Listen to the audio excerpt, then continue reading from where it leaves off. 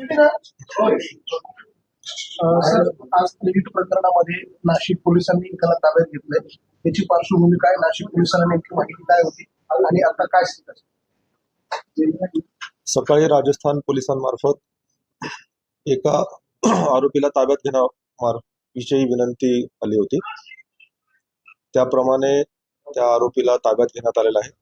अशी माहिती मिळते की ते नीट प्रकरणातील तो आरोपी आहे आणि या आरोपीला सध्या युनिट 2 क्राईम ब्रँचच्या पथकाने ताब्यात घेतलेला आहे.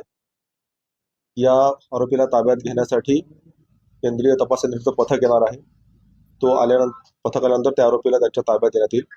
सध्या या प्रकरणात एवढीच माहिती आहे की राजस्थान पोलिसांच्या विनंतीवरून या आरोपीला ताब्यात घेण्यात आलेला आहे आणि जेव्हा त्यांचं पथक येईल त्यानंतर या आरोपीला त्यांच्या ताब्यात देण्यात येणार आहे.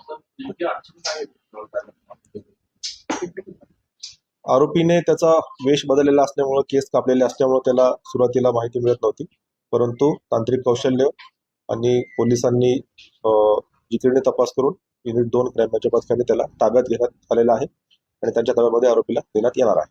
त्याचं नाशिक आणखी काही कनेक्शन येते सर?